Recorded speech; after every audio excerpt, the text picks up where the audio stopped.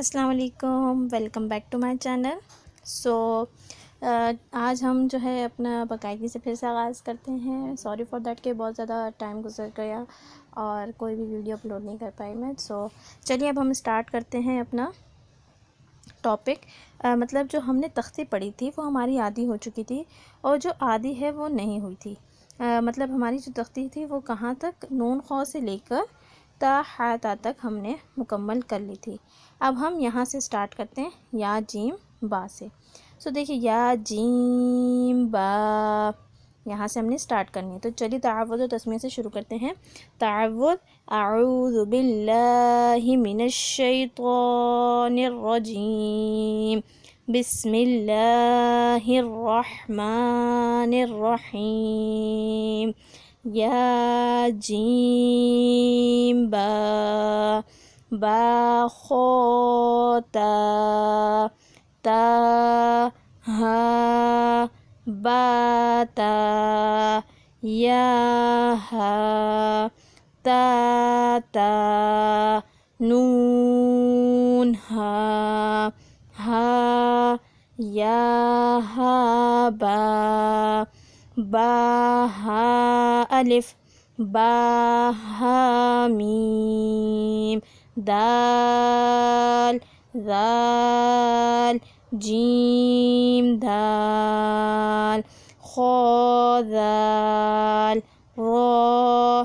زا، رو جیم رو، خو زا، یا رو، تا زا، سین، شین، شین لام، سین لام۔ آگے ہم دیکھتے ہیں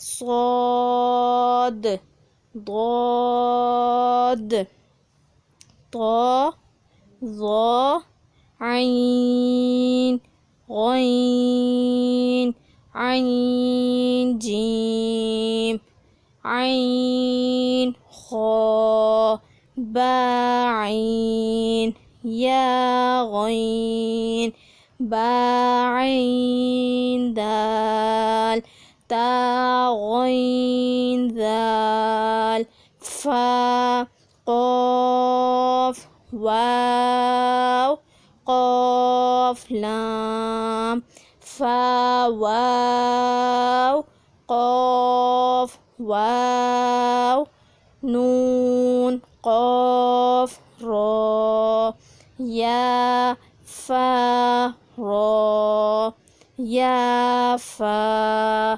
میم، میم، حمزہ۔ اب ہماری جو ہے وہ کام کی بات ہی آتی ہے۔ یہاں پر آپ کو جو ورڈز نظر آ رہے ہیں جیسے الف حمزہ، واو حمزہ اور یا حمزہ، دکھنے میں تو ہمیں بالکل اسی طرح کے نظر آ رہے ہیں۔ تو اب ہم یہ دیکھتے ہیں کہ کیا ہم نے ان کو پڑھنا بھی ہے یا نہیں پڑھنا۔ تو دیکھیے الف، واو اور یا، الف، واو اور یا، یہ ہمارے کون سے ہوتے ہیں؟ حروف علت ہوتے ہیں۔ جیسے ہمارے انگلش میں والس پڑھتے ہیں ہم لوگ، اسی طرح سے ہم یہاں پر حروف علت دیکھتے ہیں۔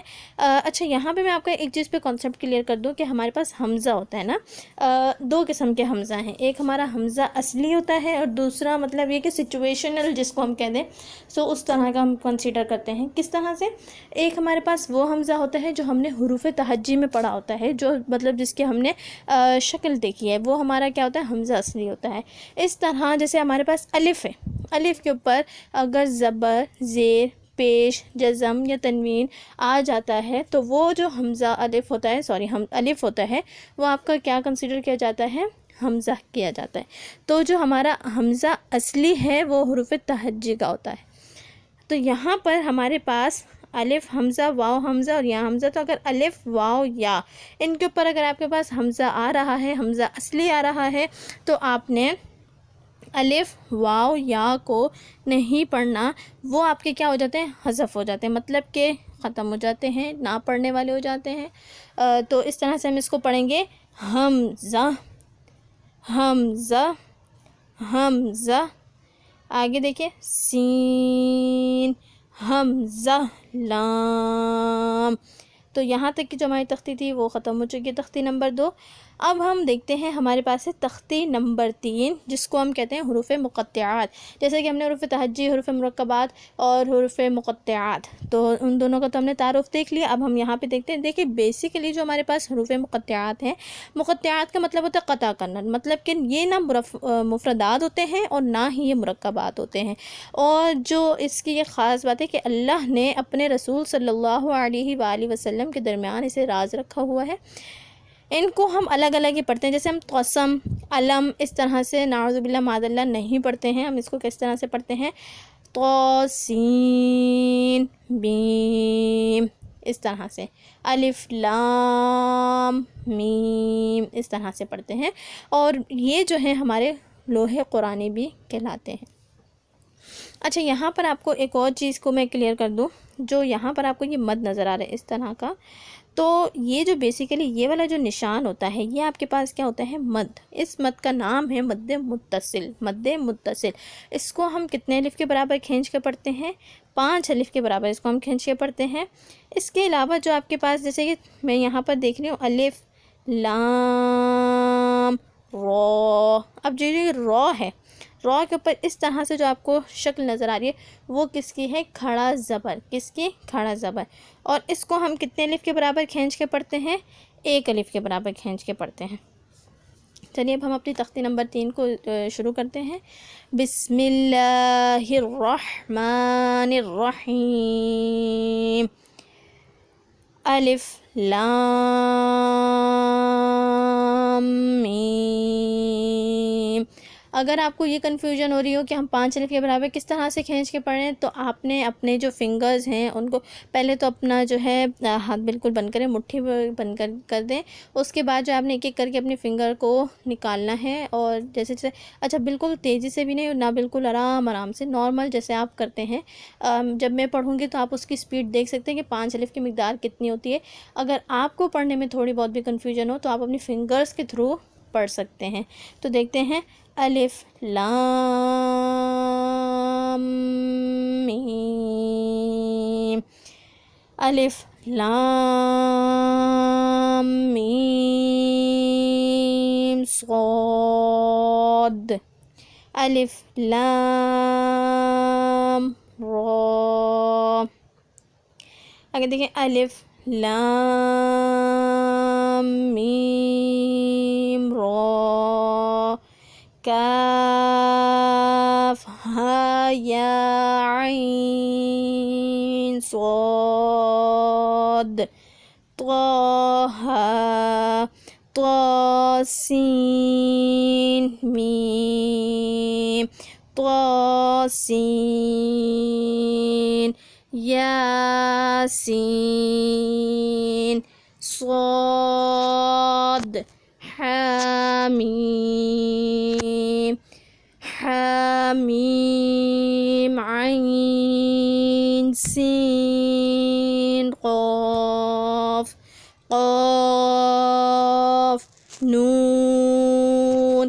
اچھا، اب ہمارا جو لاسٹ والا ہے اس کے اوپر تھوڑے سے ہم کنسنٹریشن دیتے ہیں. دیکھیں اگر کہ اس کی 2 صورتیں ہوتی ہیں کہ آپ اس کو ملا کر پڑھ رہے ہیں یا آپ اس کو وقف کر کے پڑھ رہے ہیں. یہاں پہ جیسے نارملی ہم اس کو کنسیڈر تو ایسے ہی کرتے ہیں کہ ہمارے پاس جیسے سرکل ہے، تو بیسیکلی جو یہ شیپ ہے اس کو ہم عربی میں کس کا نام دیتے ہیں؟ وقف کا نام دیتے ہیں. جب آپ قرآن پاک میں آیات پڑھ رہے ہوتے ہیں تو آپ دیکھتے ہیں ہر آیت کے لاسٹ میں یہ سرکل بنا ہوتا ہے اور اس کے اندر عربی میں نمبرنگ ہوئی ہوتی ہے، جیسے 1 2 3 اس طرح سے ہوئی ہوتی ہے.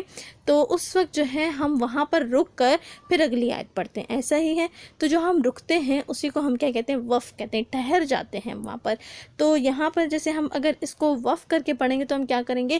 الف لام میم اللہ.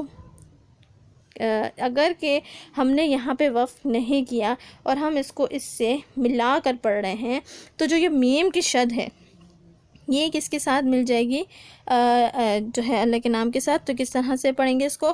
الف لام میم اللہ. یہاں تک کہ جو ہماری تختی نمبر 3 تھی یہ بھی مکمل ہو چکی ہے، اور جو ہم نے حروف مقطعات، حروف مرکبات اور حروف مفردات، یہ 3 ہم پڑھ چکے ہیں۔ جو حروف مفردات ہوتے ہیں وہ ہمارے پاس ہوتے ہیں الف سے لے کر یا تک کہ جتنے بھی حروف ہوتے ہیں ان کو ہم مفردات کہتے ہیں، اور ان میں سے ہر حرف مفرد کہلاتا ہے۔ کوئی بھی مثال لے لیجئے، سین، لام، اس طرح سے آپ کے پاس عربی زبان میں حروف تہجی کتنے ہیں؟ تو عربی زبان میں حروف تہجی 29 ہیں، الف سے لے کر یا تک۔ مرکبات کسے کہتے ہیں؟ تختی نمبر 2 جو ہماری مکمل ہوئی ہے۔ تو جو مفردات یا حروف تہجی کو جوڑ کر جب آپس میں الفاظ بنائے جاتے ہیں تو انہیں ہم مرکبات کہتے ہیں، جیسے سین، لام، میم کو ملا کر سلمہ، اور جو میں نے آپ کو دوسرا یہاں پر الف واو حمزہ کو بتایا تھا اس کی اگزامپل میں بتا دوں تو یہ ہے قاف، را، حمزہ کو ملا کر کیا بنایا گیا؟ قوری آ، قوری یا آ نہیں، یا قوری آیا نہیں، یا قوری یا نہیں، قوری آ، قوری آ۔ یا کو ہم نہیں پڑھیں گے، واو کو ہم نہیں پڑھیں گے، الف کو ہم نہیں پڑھیں گے اگر ان تینوں کے اوپر حمزہ ہوگا، حمزہ اصلی ہوگا۔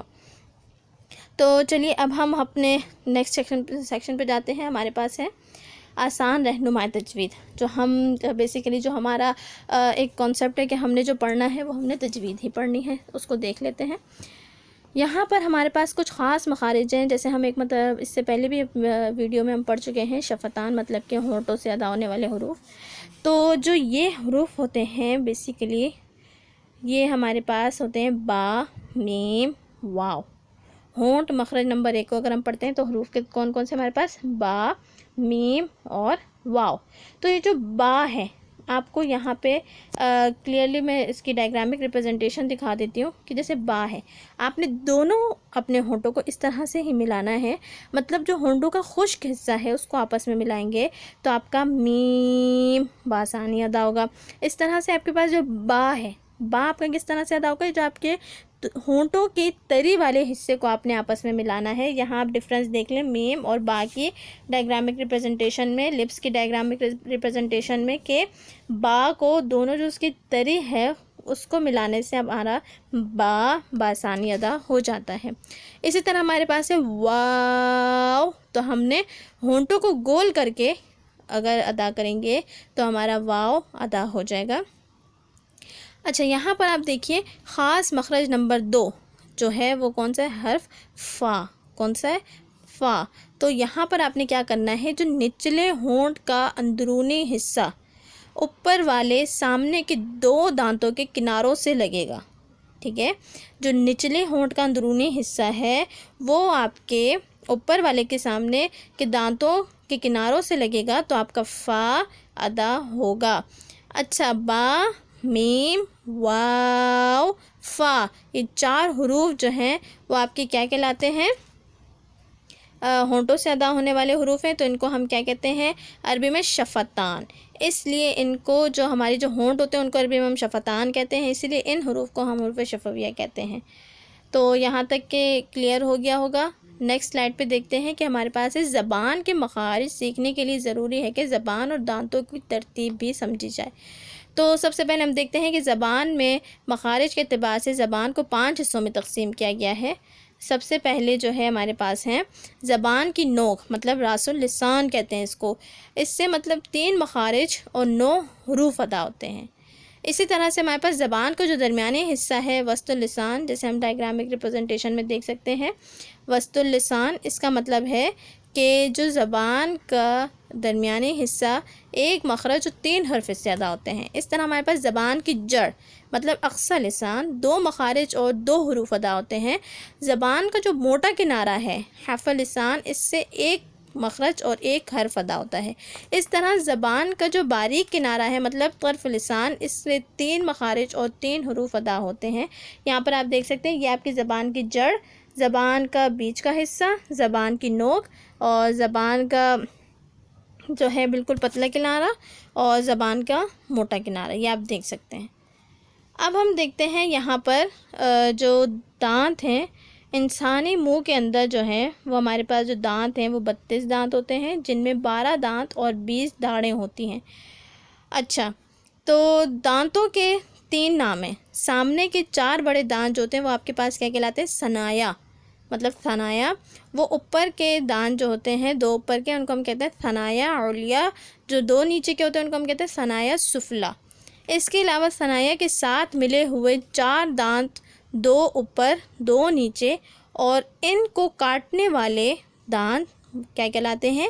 رباعی، مطلب کہ رباعیہ کہلاتے ہیں۔ کاٹنے والے دانتوں کے ساتھ ملے ہوئے 4 دانت نوکدار ہیں، ان کو انیاب کہتے ہیں۔